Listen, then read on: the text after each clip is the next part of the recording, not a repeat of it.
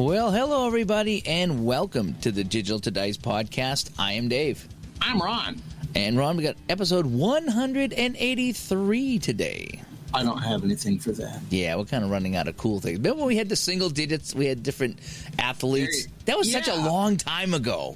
Maybe in the next 20 years or so, the Yankees will be allowed to go triple digits on their uniforms when they retire everybody's number. When I was younger, I had a thought, because they were retiring numbers left and right for a while there. And I was thinking like Yankees, Canadians, Bruins, Reds, whatever. What if we get to a point in the future that they've retired 1 to 99, or at least a good portion of 1 to 99, to a point where they couldn't field the team without either A, using a retired number, or B, going to triple digits? I think the Yankees have retired 1 through 9. I believe the only single digit available is 0.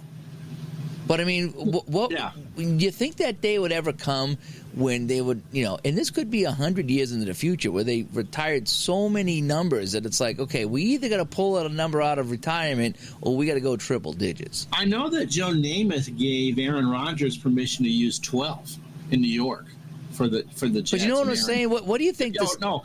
Well, the NFL officials use triple numbers. Yeah, but you wonder if any of the software would have to be written for the stats if you were going above 99. Oh, because I know they won't let people wear 0 or 00 in hockey because it messes up the stats. Is that what it is? Yeah, because I remember Davidson wore it, and there's a couple of people that wore it, and they said, no, 00, it's wreaking havoc with our stat program. Wow. So if they go to 3 digits, or do they do they go like 7A or 7B? You know what I mean? So you can just hear Clay Dreslock, Mark Cohen, and Dave Cook and Richard Hanna pull out their respective hair at the thought of that. Right. What do you do? Do we go 7A? Do we do 107? I mean, it's almost like back in the day when you were trying to pick your screen name on AOL. It's like, Dave's taken. How about Dave 35678? You know what I mean? That's right. That's how it was back in the day. It's like, oh my gosh. See, that's how I came up with VT Bub, because no one had ever taken that before. So I didn't have to throw a number after that. And if I did, I would always be number 4, which is my number. It's nice that Bobby Orr never paid me to use it, but just because he got it before I was born. But no, I remember that, imagine that, your email. I know of people, as we strayed badly off topic, people who've submitted their resumes with honeybunny7469 at AOL.com and wonder why they never got a call back. Yeah. Too funny. Anyway, ways to get a hold of us here. Digital to Dice, Digital TO Dice is the website, digitaltodice.com. 978-751-DICE is the text line. I've been having some terrific chats with people about APBA Golf and things like that on the chat line. Digital to Dice at yahoo.com. I've been having some terrific emails there as well. I'm sending out more APBA hockey helpers, let me tell you. That's becoming a full-time job, is sending out the help. But if people are playing APBA hockey, then good for them, Yes. Because if that's going to get them to play and order more seasons, then it's a win-win for everybody. For everybody, yeah. Over on Facebook, facebook.com/groups/digital to dice if you want to join a conversation over there. And if you'd like to become a Patreon, we have some new Patreons this week, and we want to thank them so much. Patreon.com/digital to dice if you feel like supporting the show for $2 a month or $5 a month to help us pay the bills and keep this going as we approach the end of year 4. Do we get to graduate? Do we get diplomas? And that's right. That'd be the end of high school. It would be the end of high school or college for most people. So who should we get for our graduation speaker? Oh yeah, we'll have to figure that out. That would be a good one. We'll have to figure that out. Off the top of my head, I don't know, but that's a good one there. Anyway, so episode 183, and today the topic is Ron tries out draft leagues. Ron's been doing some Strat 365 and some Perfect Team with OOTP baseball, and he's going to tell us about his experiences with that, something that I haven't delved into myself. I imagine it's a lot like the Perfect Team and the Ultimate Team in Madden and the show, and Hockey's Ultimate Team and NHL for the PlayStation and things like that. So I imagine it's very similar to that. But we're going to find out more about that as Ron's played a little bit about. Played with those two games, and we're going to talk about that. Before we get into that, I don't think we need to get into weather. It is kind of warm and sunny, so we're both happy with that. The Chamber of Commerce has delivered us one of our 5 nice days this year. Oh, very nice. Yep, and I can hear the air conditioner going in the background. So if you do hear a noise, unfortunately, it's Ron's air conditioner trying to keep him going. He only has underwear and a T-shirt on today, so but he's trying to keep as cool as possible. But I suppose you got OnlyFans coming up right after we record here. Oh yeah. Peter Marshall, Pete Lecoq's father, that should get us demonetized on YouTube. A host of the original Hollywood Squares. You know, you'd always see him in the shirt and the tie and the jacket. Now, of course, they tape that in Burbank, where it gets rather warm. In TV studios, with all those lights, it gets rather warm, no matter what the air conditioning is on. And he very often would show up for his taping day in shorts. But since he sat behind the podium, you never saw the lack of pants.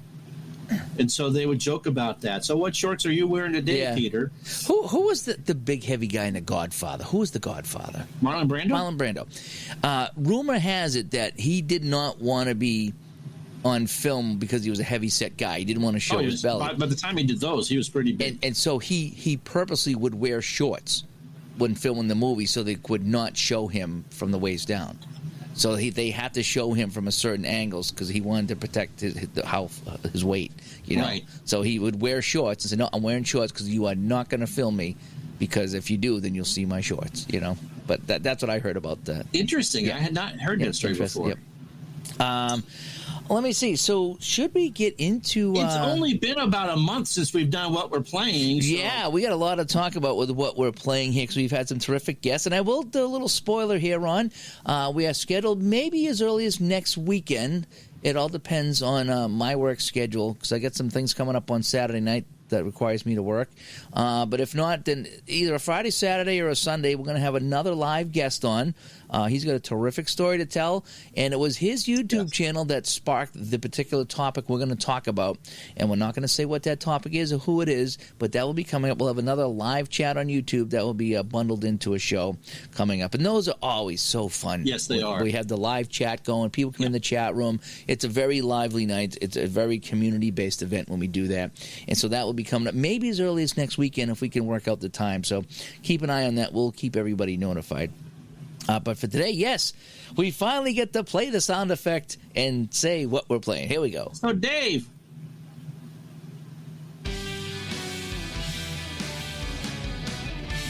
Now put Aunt Becky down and tell me what you're playing. All righty. Let me start. Let me build it up a little bit, okay? So I did go back and finally started playing some more baseball.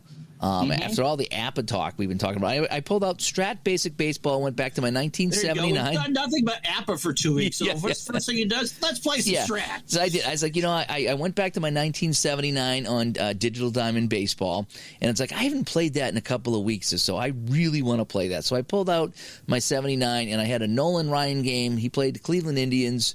And I pulled out my Strat Basic cards, and I played that. I actually streamed that live on the channel. Fun game. Ryan took the loss. The Indians upset the Angels. Angels are in first place as we're in the middle of August and that. But it was just a fun game to pull that out. I mean, what's been fun about that 1979 season, playing with Digital Diamond, is I've been able to play 4 or 5 or 6 different baseball games. And you know me, I like to bounce around. I'm the Golden Corral buffet guy, so I can play Strat. I can play, the pocket pennant run, back to basic. I mean, there's so many games I can pull out and play with 79 that makes it really, really fun.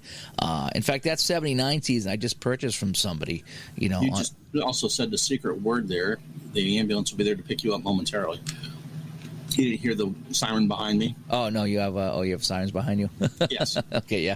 So I played another game of that 79 season. I enjoyed just chipping away at that. That's been really, really fun. It's been fun, yeah. Yeah. I also something I picked up on the Easter sale was the 2016 season for my favorite football game to play, it's just not super accurate, momentum football. So I picked up 2016. That's the year that the Patriots and the Falcons played in the Super Bowl. Wow, was that the 28-3 game? That's 7 years ago. Wow, that's a long time ago. It was. So I decided just to play the playoffs. So I printed out the playoff teams, and I started playing them with the momentum football. And I got a couple of upsets already. So there's a couple of teams that won that lost in real life. But I got this one big dilemma in this game, and I talked to you about it. Anybody out there that plays momentum football, here's my dilemma. So I'm coming down on the less than 2 minutes to play or in the 2-minute area to a point where this is going to be the team's last possession, okay? If they don't cash in, then the other team's going to get the ball and run out the clock. There's just no doubt about it. So they need a score. So what's been happening is I've had two teams that were driving either down by 3 or down by 2, okay? So it's within a field goal. And I call up the play, and it's a punt.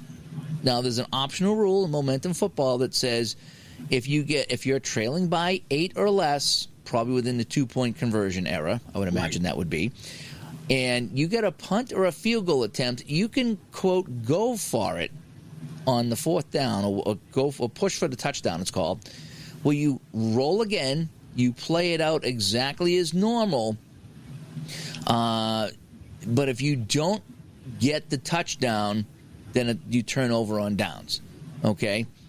So makes kind of sense. You get to go for it there, but anything but so you get a second chance at a touchdown. Anything but a touchdown, you just turn it over. The issue I have is I was only down by a field goal in these two games, and in both cases, I rolled the dice and I come up with field goal attempt. Now, going exactly by the rules, field goal attempt is a failed run, and you turn over on downs. My thinking is, well, I'm not going for the touchdown here, but neither can I punt it because I'm down by 3 or down by 2 and I punt it, the game's over. I don't get the ball back. So I need some way to go for it. So I went for it. The result was field goal attempt. According to the rules, that ends the drive.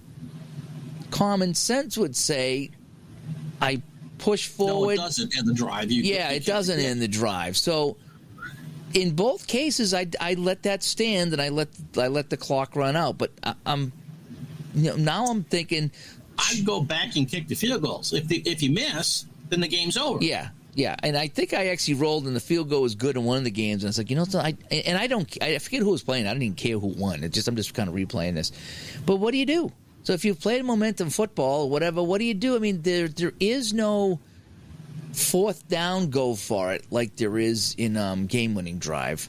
This is a straight, you need a touchdown. Well, I didn't need a touchdown. I only needed a field goal. So do I assume that it's all baked in, and if I have to punt, that I'm just so far away that I can't make it happen, and that I either get a touchdown or I turn it over? So maybe I did try to run it and I didn't make it. Maybe I don't know. I don't know how to handle that. I mean, common sense would say if you get the field goal attempt, go for the field goal. But the rules state a field goal attempt, if that's the outcome, it's a failed run. I find that sometimes rules are written, and not every situation is thought all the way through. I would agree. A graphic example of that, because in your head playing the game, of course, you would try if you were trailing by 3 or less, that you do what you can to win the ball game. You don't need a touchdown; you need a field goal.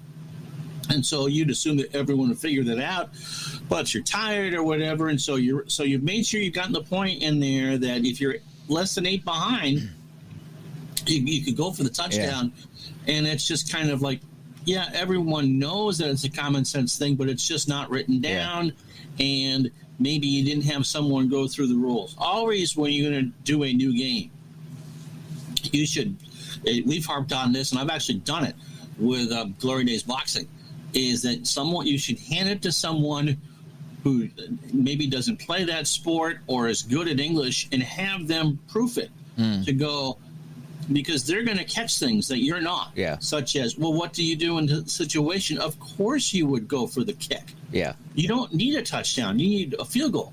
Yeah, because, again, the rules state if you are down by a touchdown and you get a punt or a field goal attempt, you can go for it. Anything else, a sack or interception, obviously. Right.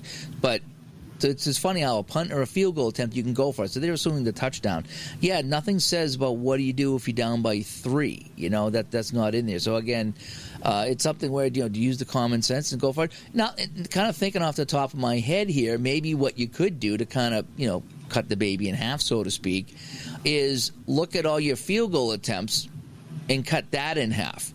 You know what I mean? So let's just say you have getting too many field goal attempts to begin with. No, what I'm saying is that let's just say that you have 6 rolls for a field goal attempt. Okay, so in your team card, there's 6 rolls for a field goal attempt. Maybe what you do is say, I'm going to cut that in half, so only the top 3 of those would be a field goal attempt, and the bottom 3 would be a turnover on downs. Yeah, but again, you know what I mean? Because you're kind of gutting it out, you're trying to get it, and there's no real rule for that. So I think that might be the way to do it, is go back and roll on the field goal attempt and see where it falls in, because the higher the number, it goes from field goal attempt to touchdown. That's so kind of how that works. There's no line of scrimmage or yardage of that, so you don't know if you're kicking a 17-yarder or a 60-yarder. Only after you roll the dice can you figure out how long the field goal was. Okay. Now, see, maybe what I would do in that situation is figure out how long the attempt is, and if it's super long, then you could go through and make some match. Because obviously, if you figure out you wouldn't have a 50-50 chance or whatever if you're kicking a 25-yarder. If the only thing you can do with 8 seconds to go is just get the field goal unit on the team from the 12-yard line, that's not going to be that's an extra point today. Well, like I say, so if you're punting, and let's just say you're out of field goal range, you're at midfield, and it's 4th and 2, and you roll the dice and you go for it, and now it says field goal attempt. So now you've successfully got the first down and moved the ball into field goal range is how I would assume that. But that's not how the rule is written. I think I like the idea that I come up with on the fly here is that I would look try what feels comfortable for you, because how it starts off is like 11 to 14, 11 to 15 are the turnovers, and then it goes to a sack, and then it goes from a sack to a punt, and then there's key runs and key passes. Then you get your field goal attempts, and then you get your touchdown. So it kind of goes from 11 to 66 is how the rolls go, 66 being an automatic touchdown no matter what. But so I might look at the field goal attempt zone, the range, I should say. And if there's 6 field goal attempts, then I would only, if my roll, let's just say 44, 45, and 46 were field goal attempts, and then 51, 2, and 3 were field goal attempts. So you would assume that they would be taking a long field goal. Well, what I would do is if I went for it on 4th down and I rolled and I got field goal attempt, it would have to be at the high side of the field goal attempt. Otherwise, it would fall back into that. Okay. I think that might be a good optional rule. That way, it's not an automatic field goal attempt. So because you're gambling and going for it, it's only you should only really have a small attempt at that. So you might have run out of timeouts and you can't get your unit on the field, or something like that. So I think that's how I might play that going forward. Is that if I'm down by a field goal and I go for it and I get field goal attempt, I will cut the field goal attempt range in half and make the bottom half, the lower numbers, a failed run, game over, and the higher numbers I'll give the field goal attempt. I just didn't feel good about that rule, how it was written, but neither did I feel good about automatically giving a field goal attempt. You know what I mean? I think that might be the best way to do it.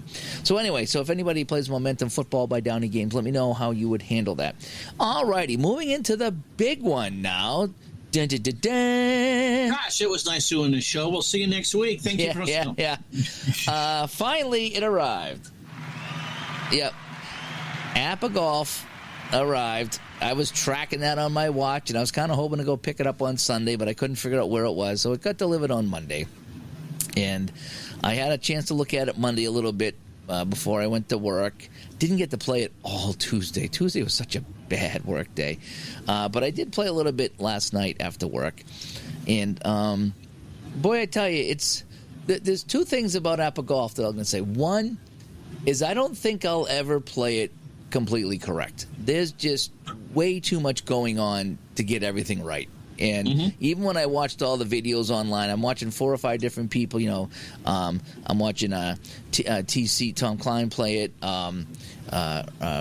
Mr. Emsch was playing. In fact, I've been talking with Mr. Emsch on email. ID played it. Tabletop Sports played it. Tebow's been doing some videos. So I'm watching all their videos, and there's some slight inconsistencies even with their videos because there's just so much going on. And as you know, when you make a video, you make mistakes. It just happens. You know what I mean? It's just how the nature of making videos is. So I'm watching videos, and I'm reading instructions going, and I'm like, you know something? I will never play this correct because it's just too much going on. That being said, I'm playing it mostly correct, and I'm having fun with it. And that's where I am right now, is I'm playing Pebble Beach or Seaside. I go to the course Seaside. I'm not factoring in any of the course things because when you look at the hole, it'll say, the first shot, you're minus 20. The second shot, you're minus 10. Right. The third shot, you're going to go right minus 5 or whatever it is. So as you learn the game, you're playing on a flat course with no weather. No wind, no anything. I'm just kind of playing on the flat course. I'm trying to just, hit my tee shot and find out where that goes, and then take my second shot and factor, am I in the bunker? Am I in the rough? Do I get trees in the way? How close to the green I get, and then how do I get on the green? And that's where I'm kind of stuck right now is once I get near the green, there's a couple different ways to chip onto the green. And that's what I'm kind of stuck with now. It's okay, because if you're 40 yards to the right in the rough, how do I play that now? It comes down to, I guess, if the ball is closer to the pin than it is the center line, because the center line is the key to everything in APBA Golf. It really is. And so if you're closer to the pin than the center line, you got to play it differently. So I'm still kind of stuck around the green. But You'll get it as soon. Practice makes perfect, or practice makes close enough. Now that I've played it, though, watching the videos makes much more sense. And I will say, you're loving it. I'm having a lot of fun with it. Okay, how I'm playing it right now, and I'm not playing basic. Basic is kind of weird. It really didn't even spell out basic in the book. It just said hit it and do this, and I couldn't really tell the difference between basic and everything else. It's kind of blurry because it just kind of goes right in from basic in the rule book. Basic was like a page or half a page. It wasn't even. It's just like roll the dice and put it on the fairway. It's kind of what basic said, And then when you get into the advanced master rules, whatever you want to call them, now you factor in the lie. You factor in, if you're in the rough, you got to roll for your lie. Then you got to roll again for your how it sit. I forget what it's called, how it sits. So you might have a. Well, sometimes the ball could be in real life on top of the grass, and it's not much of a penalty. And sometimes you might be sinking in the bottom of a 4 or 5 inch grass, and if you get more ball, I think you're going to hit it too hard, and sometimes the grass will grab a hold of your club and you shank it. Oh yeah, the adjustments in this game. So you look down, you see how your lie is. You roll. Okay, if it's good, no, I'm going to -5, whatever. And then after you hit it, you factor in where it went, and then sometimes you do a second roll to see how your lie affected the shot. So sometimes it's like 3 or 4 different rolls to really determine what's happening. And this is even without the wind, So there's a lot going on with the APBA Golf. You bought the windiest course on the planet in Pebble Beach. Yeah, and I'm not using the wind, though. I'm just not right now. I'm not ready for that. So there's a lot to it. I will say that if I didn't have these videos on YouTube by all these gentlemen, I would be lost. The rule book, how it was written, I didn't get it. And we talked about, reading rules, and sometimes you get it and sometimes you don't. Right. I read it, and the only reason I understood it is because I could visualize what was going on in, the videos that Tebow did and everybody else. But just the rule book itself, maybe some people made sense, and I get it. But for me, it didn't make any sense at all. Not all of it, but enough of it. I was like, don't know what this means. Good thing I have the videos, because now I saw the videos in action. Now I could see. APBA really does need to provide examples. Even with the hockey game, provide some examples. And that's what some other companies do really well, is they give you the rule And here's a couple of examples of that. So at least you can see it play through. Figure it out, and even if you never get into the exact situation, at least get you something in the ballpark. And I like games that give examples. For example, this guy does this and rolls this. This is going to put the ball here. So now at least you've kind of gone through a couple of steps and followed it through. And then you just make your adjustments for your shot. That's what it really needs to do. So the videos, without the videos, I'd be lost. I'd be really kind of no clue what's going on, really, at all. For most of it, I would say. But now that I saw the videos and I get into the book, now I'm kind of piecing it all together. So if you play the APBA Golf, make sure you go online and watch videos of people play it, because it will clarify so much. I'm still having trouble around the green, like I mentioned. If I'm 50 yards off to the right in the rough, how do I handle that? What's the line I take? How do I handle the club? Do I measure it? Or, because sometimes you're so close that you just chip and you get within feet of the hole. And other times you're far enough away that you got to say, I'm going to hit it 50 yards. And it tells you, did you go over or under 50 yards and left or right? So there's a lot to it. It's a very mathy, geeky game. But I'm liking it. I really am. I'm not been scared away by it. I'm trying to play it correctly the best I can, and that's been a little frustrating. But I just keep playing, and if I get into a bad situation, I try to read the rule book. Sometimes the rule book actually walks you through it. It'll say, you go to the chart and say, okay, I'm here. Now go to this. Okay, so now I go to this. And sometimes it spells it out really nice for you. And other times you're relying on the videos. But all in all, it's been really kind of fun. The one thing you have to keep in mind when playing APBA Golf, it's almost similar to when I was playing, the hockey games. When I was first playing Strat hockey and APBA hockey, is that somebody has the puck and they lose the puck. Okay? It didn't just go directly from player A to player B, because in APBA it's 30 seconds, and in Strat it's 40 seconds. And in Hockey Bones it's 20 seconds. So during that period, that guy had the puck. Things happened, not necessarily shots on goals or penalties, but a lot of little stuff happened in the game that gets bypassed, and then the puck ends up on this guy's stick on the other team. Okay, so you got to kind of fill in that 20, 30, 40-second gap in your head. The same with the golf. So you'll have the ball on position X, and then you'll hit it, and if you're playing wind, you factor in wind, you factor in the distance of the shot. Does it go left and right? Did you try to work the ball a certain degree, so many yards? Does it got to roll? Does it run into rough? And then sometimes if you're in the trees, you factor your whole shot, and then you might have to back it up 30 yards and go to the left 30 yards because you hit a tree. So you're kind of moving your pin all over this grid unnaturally to get to spot Y. So you're in spot X. You're going to get to spot Y, but how you get there, it's not a natural course of action. So you can't expect to follow the flight of the ball on some of the shots, because the ball doesn't stop and go directly to the right. The ball doesn't go directly to the right and then back 30 and then left 30. You know what I mean? So that's the one thing that I have to kind of wrap my head around, is that you're not hitting the ball and then like moving the target. You're not moving a little piece and following the ball. It's like you put in all the math. It's always tough when you're doing when you're playing a 2-dimensional version of a 3-dimensional game. This is true. Yep. And that's where you are with the golf, is that, in effect, yes, you're visualizing that shot. Is that tree limb going to be in the way? Where is my lie and all that? But it doesn't necessarily manifest itself when you're playing it as, I got to hook it around this tree. Yeah. Yeah. So but my big thing is that, so when I'm done a shot, okay, here's where the ball is. Here's where the ball was. So somehow, whatever I did during that shot, this is where the ball ended up. And it's much like the hockey game, where it's like, no matter what happened in that 20 or 30 seconds, here's the result. And so for a while, I was just like, well, this ain't, what's going on here? Why is it? Okay, I get it now. Let me just put in all the math, follow it along on the graph, and then, boom, this is the end result.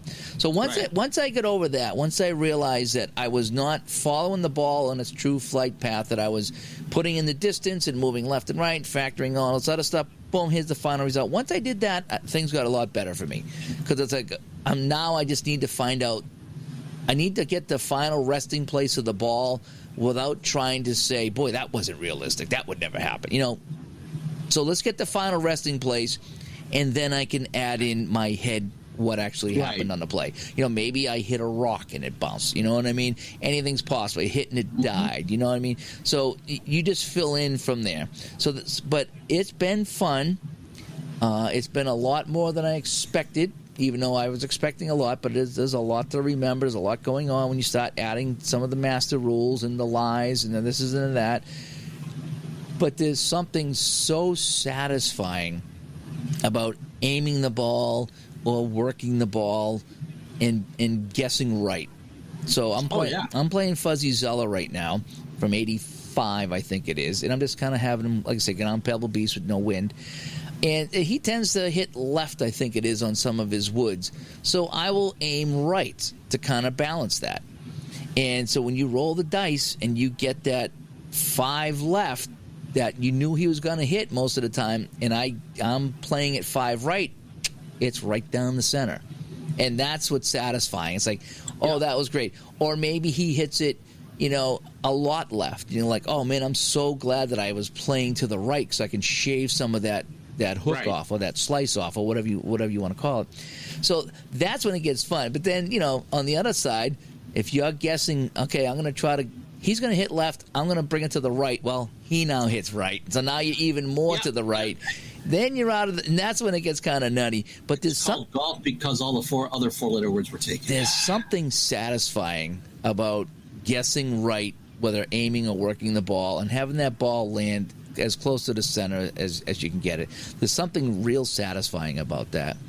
And also, dropping that, a nice clean shot onto the green and getting close. That's been kind of fun, too. The putting, I don't find I have an issue with. But the approach seems easier from what you described than ASG. Tebow said he thought it was easier than ASG. My big thing is just around the green, there's different ways to get on it. Because you're supposed to go to the center line every time. There's a big center line in the graph paper, and that's what everything bases off of, okay? So, again, if you're off to the right, you bring it back to the center. Even though you're not hitting from the center, that's the line you're going to take. So, again, you can't be thinking that, oh, well, I'm hitting the ball from over here. Why am I going to hit it from the center because I'm not in the center? It's just how the game mechanics work. But, like I say, when you're way off to the side, on the side of the green, sometimes you can take a different angle to the pin to make it a better shot. And so that's what I'm still learning that part there. It's like, okay, do I bring it back to the center line, or can I hit it from here and make that okay? So I think that's my last big hurdle, is doing that. Once I figure out around the green stuff a little bit better. And again, practice will get you there. Yeah, it will. But APBA Golf, so far, big thumbs up. The videos on YouTube, I got to say, you have to watch the videos, because the rule book, it got me through part of it, but I really got stuck reading that rule book, and it was the videos that when I watched the holes being played, okay, now this makes sense. Now I do that. Now I do this. But I can see myself having a lot of fun with this, playing a couple of golfers, taking them through the holes.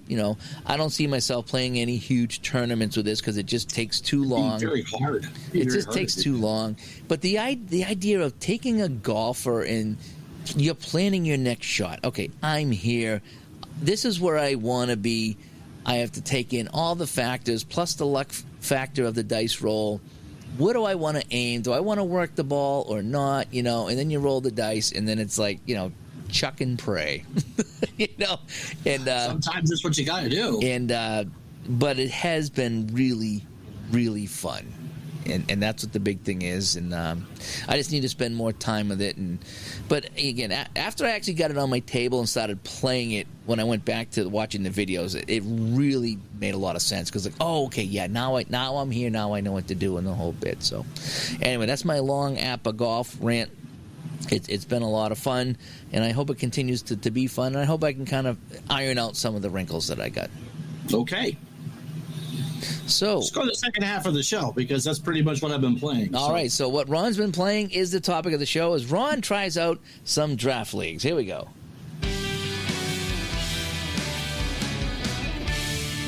I will say that I've put 2nd and 10 back on the computer and slogging through a Jets-Cleveland game that is just, oh my God. Okay. Fun. So, all right. So, what was it that got you to go and try these things? So tell us the story. I'm going to go to sleep. You tell us the story. Oh, like I didn't just take a nap for your half hour of how to stop it. Brent DeHart, Mr. Wrestling 2 on YouTube, has been after me for a while to try OOTP's Perfect Team. Now, if you bought any version of OOTP, I think in the last 3, 4, 5 years, something like that, they've had some sort of version of Perfect Team. And yep, Dave teased it right in the open. It is very similar to, I believe, how Madden's Perfect Team and the Hockey Ultimate Team, and that is essentially you sign up. You do not have to pay a dime. You never have to spend anything more than just the initial game purchase. So if you're planning on buying the game anyway, go for it. You can put money in. Yes, there probably is some sort of pay-to-win thing to make you do better, but as you'll see, I haven't put any money in, and I won a championship my first week, so you really don't. So the gist of OOTP's Perfect Team is you sign up, and they give you 6 card packs, okay? You get 6 cards in a pack, and so you basically start your team with 36 players. They give you some points. You can go buy some more players if you so choose. You assemble the team to the best of your ability. It really does help if you know how OOTP works. Put the team together. If you sign in every day, you get a pack. Assemble the roster. Assemble how long you want your pitchers to go. There are some strategies involving that, which I'm not going to get into. And once you're placed into a season, which is, I believe, starts on a Monday, every Monday you get thrown into a new league, you play 27 games per day. They are every half hour from 10 a.m. Eastern to 1 a.m. the next day Eastern. It's just like going to the bar, for that. And so you can change your rosters when you want. You can buy players. You can buy packs if you want. You have in-game currency just like any other multiplayer game. You can do that and assemble what you think is the best team. Now, just because you might have all Hall of Famers and All-Stars doesn't guarantee you bumpkins, because everyone else in that league might have all Hall of Famers and All-Stars. Think your way around. Take your time. And don't worry, there's also different ways to practice. There's the perfect draft, which I'm actually in a tournament right now called the Wednesday Afternoon Nap, Dave. I thought that was so appropriate for people my age. Oh, that's perfect. 256 teams, and so you draft, and I've been featuring those on my OOTP streams. So you go through, and it shows you 6 cards. Take the one you think will help you the best. And then the other rounds, take the 2 that you think will help you the best. You build a team. You see the ratings. You do that. And a lot of it's just luck of the draw for that. The hope, I think, is that it will get people essentially to do a daily or weekly fantasy. That's what it is. You're just playing against someone else. There is a game involved, but it's a lot like daily fantasy. The best stats kind of win. And so if you're familiar with fantasy, you're getting into some of the gameplay element with this. It's not just having the 5 starting pitchers. How's the best way to do that without getting shellacked? So you have to use a strategy of how far should my starters go? How should my bullpen be constructed? What happens when my players start to slump? That sort of thing. And so you're getting into the basics of gameplay with this, along with the fantasy element. And the hope is, I'm sure, that people will go to this and then maybe open up the other half of OOTP and start playing along with the replay engine or the current team engines or whatever. Okay? Now, the Strat part of this, they do something called Baseball 365 and Football 365. I will do Football 365. Baseball 365 is you can pick a team. They'll give you all sorts of options. You can play around with the current, do the 2023 season in real time. Draft your players like you would if you were in a draft Strat league. The cards come with the game. You build your lineups that way. You play 3 games a day. I chose an all-time greats league. There wasn't enough interest, so I'm in with a bunch of bots. It's very laid back. It's 3 games a day. It goes for 8 weeks. So you spend your $14.95 or $19.95 for your team, and you get an 8-week experience with that. And you can pick people off of waivers. Again, it's very much almost fantasy oriented, but you're playing the game with their strat cards from that given season. And the hope is that maybe, well, if you liked playing with Bob Gibson or Pedro Martinez or Aaron Judge, that you might buy the card game so you can play that on your own. I think it's a good gate. The reason why I agreed to do this was it was a good gateway, I think, to get people involved in playing the core games, both OOTP and Stratomatic. And how well did I do in my first week of OOTP? How did you do? I won the championship. Yeah, thank you. The Burlington Streamers. We had the best record in our league, our rookie league, at 99-63. And then we steamrolled through 3 rounds of playoffs. So I've got promoted to the Stone League, where I'm struggling at 500 this week. But yeah, and again, no money involved. So you can win with just the game purchase. So I'll now take your... So that's the basics. And so, Okay, so comparing the two, which one do you think is more fun? Well, I won with OOTP, so of course I'm going to say that. I think OOTP is more visual, and so you get to see that they open up like baseball cards, like the top baseball cards. Okay. So you get to see the players, you get to pick your stuff there. The one drawback is it goes so fast. In 27 games a day. Cheap, right? That's a lot. That you really don't have time to make a lot of adjustments. I'll go through in the morning, I'll look to see what we did after I went to sleep, make some adjustments, and then at some point we'll go through in the middle of the day and do that. So there's more visual appeal, and you can watch the games play out. I think I like the pace of how Strat works. Okay. I think you get more emotionally involved in a team when you see it develop over time. Now, granted, because I went into an auto, I'm in with a bunch of bots in Strat, I got everyone I wanted to draft within reason. Strat is a salary cap league. It's an $80 million. You draft 24 players. You have to have 10 pitchers, and your cap is $80 million. So you can't just take superstars at every position. You have to take and build. And right. So I think there was a little more mind power behind that draft because where do I spend the money? So I knew that team a little more than just the cards, but you can watch your cards play out in the OOTP engine. So my ultimate would be somewhere in between the two. Maybe you do a week at a time over the course of a day as opposed to a month in OOTP to make it feel like you're a little more involved. I am going to try the football game, and you get a full 16-week season with that. So at the moment, I would say OOTP, but I think as far as immersion goes, I could see where you'd really would get that with Strat because, again, it's 8 weeks. It's 24 games per week as opposed to 27 games per day. So which one can you watch play? You can watch them both. Technically, you can watch all your games in Strat. There is a highlight engine actually that comes with a computer that shows you some stuff. But OOTP is the graphic leader in baseball hardcore sims. So OOTP, you can watch the replay highlights or a full game. I've streamed a couple full games after the fact. You can't watch them live, but you can get here's the result, shut off the score so you don't know what happened. Okay.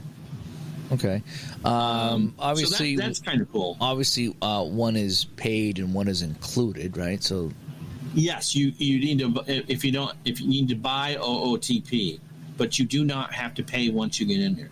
You do get every day you log in, and it's 8 p.m. Eastern time as a login. Is what's considered one day. You get a pack.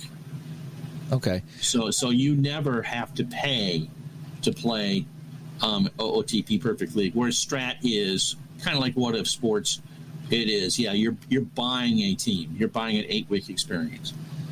In either one, is there available microtransactions to buy or upgrade? OOTP is, yes. You can buy packs, you can buy points, you can become a preferred member if you want.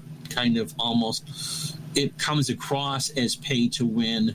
I don't think so. I think your knowledge, the AI in your head is better. Of course, the more you get promoted in leagues, the tougher it's going to be to win because they've figured out the system. Okay, so you can buy packs in OOTP, but it's not necessarily going to guarantee you wins. It's not. No. Do you think it's more? Do you think it's more just window dressing? Do you think that so you get the free pack, you open it up, and you get players ABC. You buy a pack, you get players XYZ. They're equivalent to ABC. They're just different. They are, and I think that I think OOTP understands that their core audience is more into modern baseball, and the cards change monthly over the course of the season. So let's say in your one pack of 6, you might get 5 current players and 1 old-time player. And so I think it does help to know your baseball history to play it, but you can do it with all current players and be just fine.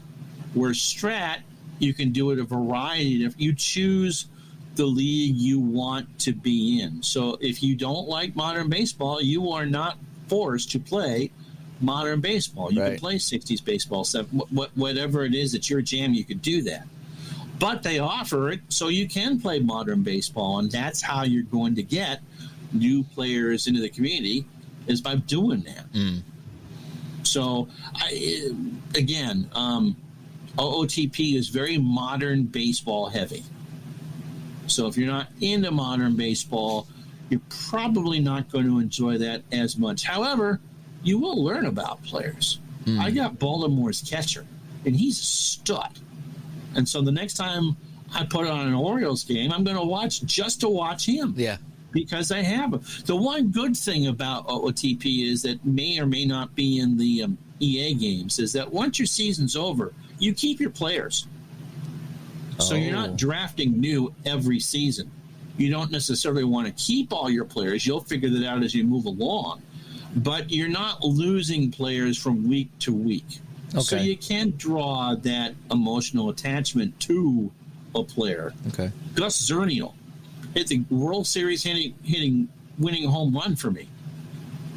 He's never going to get cut for that. He's going to always find a way to be on the roster somehow. He won me a championship. Nice. Of course but I'm not forced to at the end of the week say, thanks for the fishes. Yeah, yeah. So, which game do you have more control over? I think you have more control over both. The one drawback, at least in the way I play, is that you're not directly playing anything. You are setting lineups in that. I found that Strat was actually easier to set. OOTP is based on ratings. The higher the number, the better a player is going to do. There are certain things with future cards that you want with that. And so it very much is the card deck building game, which, again, a lot of younger players play. The Pokemon, the Yu-Gi-Oh!, the Star Wars, all that. And so it is a deck building game, and I do quite well with that with Gems of War. That's all a deck building game. And I kind of forgot what you were asking. The Strat makes it easier for you to select your bench and all that. But both games, it's all computer driven. So you set it up and then it's largely hands off? It's all hands off at that point. Okay. You set up to your desire. In OOTP, you can set your managerial strategy. I have mine set to equal Billy Martin's managerial strategy. So you might steal more or steal less or whatever. You can tinker that to your taste depending on your roster. But no, once it gets to those sims, it would be in the old play-by-mail leagues. So you would play your home games, and you would be given instructions on how the visiting team wants to be played. And so Replay Baseball Journal talks about handling that, playing with his dad for some of those, and has apologized to people in his dad's league back in the early 90s that the 7-year-old may not have been on the bullpen the way he wanted. And so you have to give the instructions and then hope the computer follows those instructions. Right. What was my other question here? Who do you think each of these games, if we're going to compare the two games, who are they geared for? What is Strat 365 geared for, and who is OOTP geared for? Are they geared for? I think Strat is geared for fantasy players. You like fantasy baseball, you like fantasy football. Well, you can do this year round and play with our cards. We have a card and dice game that will simulate these results and will show you what's on these cards. And I'm sure the hope is that maybe for every 100 people who play, they might buy the computer game, or they might buy a card and dice set, or start their own play-by-mail draft league or whatever. That's the complete thing of it. I'm sure Strat does quite well with that. So we'll give you a taste of our game and show you how our game is played, and maybe you'll want to play it yourself. OOTP, I think, is geared towards modern baseball fans who maybe like the OOTP engine, but maybe are looking for something a little deeper and may go back, Toby Harrah hit a big home run for me, and I see he played for the Rangers. Maybe I want to learn more about Doc Ellis and Fergie Jenkins and all that. I think they're both gateway games to a deeper experience. But OOTP definitely is geared for younger people, just because it is all about most of the cards you'll get are modern cards. Yeah, and that was the next question was, do you think this is or could be or will never be a gateway for, say, younger people or people not playing cards and dice or even the PC games? Would this be a way to get them involved to say, geez, I like what I'm doing here, but, maybe I want to play some Strat, or maybe I want to play some OOTP? I think so. I think so. I think it exposes you to players that you don't necessarily know. And in my case, it's more of a modern player. And for younger people, it may be more of an historical player. The Negro League players are involved with it. My third baseman is just incredible. And so, yes, again, I think the whole reason, one of the big reasons why we do this type of gaming is to keep an emotional attachment to some part of our past or something like that. I mean, you and the 70-71 Bruins. And so eventually, if you do this long enough, you're going to draw an attachment to, let's say, a Garrett Cole, an Aaron Judge, a Mookie Betts, or whatever, and want to do that. You get their live cards, and they've won something for you. You may not necessarily even be a fan of the sport or of the modern sport, but some player is going to hook you in, and you're going to go, oh, it's going to bring a positive thought to your face. Again, you might watch a game where you wouldn't have watched, or you might want to play. Wow, how's he doing for that? And so, yes, I think repetition is a good way to do that. Again, there really isn't any other no one's going to trash talk you. Yeah, there really isn't. If you are hesitant to do this because you're very competitive and you don't want to be talked down to and all that, there isn't really any interaction. If there is, just leave the league. Yeah. And the last question I have, between the two, which has more choices and options? I think Strat is pretty much straightforward. Pick your players, play your game. OOTP has quick tournaments that you can bring over your players from your main team at a certain level and get into a quick tournament and have the computer do what it will. Or the perfect draft thing, which is, okay, pick one player from this, pick two from that, and just trying to go through and pick the best team. It's not all superstars. So there are at least 3 different ways to play in OOTP that are the same thing, and again, don't cost you any money. There are some tournaments that cost you points if you want to get in, like a pot and all that. So OOTP has more options than Strat. Okay. They both do very well at what they try to do, but I think OOTP does a better job of visuals and No, we're good. No, my screen went off. Visuals and again, keeping you keeping you visually stimulated. Okay. I know we asked this before, but so if your team gets into the World Series or the playoffs or whatever, did you say you could watch the game or you could not watch the game play out? You can't watch it live. Okay. You can, as soon as it's done. So if I went every half hour, even for a regular season game, I could sit there and watch every game my team plays between 10 a.m. and 1 a.m. Now, how does that look? Is that played with the Strat PC baseball engine per se, or is that? For Strat, it is the computer engine. It is the super advanced computer engine. So you watch it like as you would be playing on Strat. Is it a whole different screen, whole different look to it, or is it the Strat PC baseball? No, I haven't watched a game in Strat yet. There is the highlight engine that we have found that's part of Strat that shows you, it gives you the limited graphics. It's not the same as having the game up on your Strat PC, CD or whatever. OOTP, it's OOTP. It's just showing your players in their default ballpark. Okay. All right. Final thoughts. I enjoy them both. I think somewhere in between the two would be my ideal sweet spot. I am, like you, primarily a solo player. That's most of my enjoyment comes from that. I don't stream everything that I play. But so I get enjoyment out of that, and I wish it was more hands-on. I wish I could roll the dice and Strat from my home games and let the computer play against me when I'm on the road. But beyond that, in Strat, you see the dice rolls. You get a report, so you see where all the results came from. You see the cards. For me, it may be, I don't have that season in Strat. Here's someone that went nuts and maybe has walked off 2 or 3 games. I might buy that season now just to be able to play that. Yeah. So, yes, it really is. It's a commercial for these products without saying it's a commercial for these products. I think that's how they're intended. And I would hope that, especially with OOTP, that it would get new people into the hobby. Yeah. And OOTP, just because it may or may not be the replay engine of your choice, you can do so much with it. It's officially endorsed by Major League Baseball and the Players Association that those players are getting into it because of OOTP.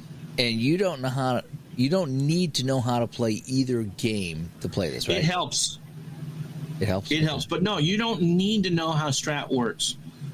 When I did the intro video, when I drafted my team in Strat, it walks you through everything that it uses. And I did a video on it.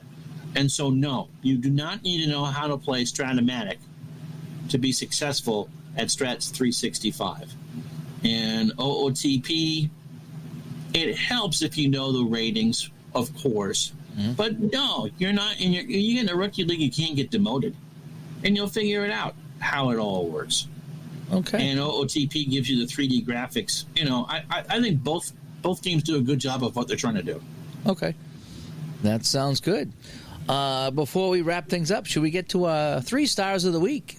Absolutely. It's been a while since we've had 3 stars. We've had some great guests on, or maybe another guest next week. So here are the 3 stars. All right, in no particular order, we have one of our new Patreons, Dave Jackson. Woohoo! Dave, thank you so much for supporting the show. Our number 2 star here in episode 183, Andrew R.W. Yay! Andrew, welcome aboard. Thank you so much. He's been in both of our streams, too. Yeah, it's been fun to talk with Andrew. And number 1 star this week, another new Patreon, is Noble Piercy. Yay! Thank you so much, guys. I've been chatting with Noble on the text line about APBA Golf and a few other games we've been playing. And Noble's just a really great guy. He's been saying some really nice stuff about the podcast. And every now and then someone mentions the 2020 season that we did. Back in 2020 when we did all those live broadcasts and we kept the show going through the thick and thin of 2020. And he was referring back to that helped him find his love for gaming again by listening to our show, and it got him through some tough times, as it did get us through some tough times too. Absolutely. So I want to thank you, thanks to him for supporting the show, and just some really great text messages. They've really been great. Awesome. So thank you so much. All righty, let's wrap things up here in episode 183. All right, ways to get a hold of us here at the Digital to Dice podcast. DigitalToDice.com, DigitalTODice.com is the website. 978-751-DICE is the text line. DigitalToDice@yahoo.com is our email. And over on Facebook, Facebook.com/groups/DigitalToDice. And again, you can always support us on Patreon for $2 a month or $5 a month. $5 a month gets you into our Discord server, which is very lively. We have a good time there. And it also gets you some of our exclusive Patreon-only events. We did one just the other day, and we're going to be doing more than that. The weather's better and my schedule's better. We'll be getting more Patreons out, events out to you guys. But anyway, Patreon.com/DigitalToDice if you'd like to help support the show. Ron, so, you kind of carried the show today with some brand new games for us. That was kind of neat. Very interesting. Very interesting. We keep talking about trying to bridge that gap between the video game crowd and the cards and dice crowd, and maybe one of these two is the way. It's a noble effort on both parts. Yeah, it is. And what do they say on the Mandalorian? This is the way. Maybe it is, maybe not. I don't know. Anyway, all righty, so I'm going to get out of here. I got to walk the dog, and if all goes well, I'll be back to APBA Golf, and maybe me and you will hook up and try to figure it out as well too, and hopefully play a little bit at some point. There, I need to get a little bit better at it. I need to watch the videos again. Some of these videos I've watched like 10 times, just trying to let it soak in. You just figure it out. Yeah, it'll take a while to get together. But anyway, I am Dave. I'm Ron. Talk to everybody next time. Bye-bye.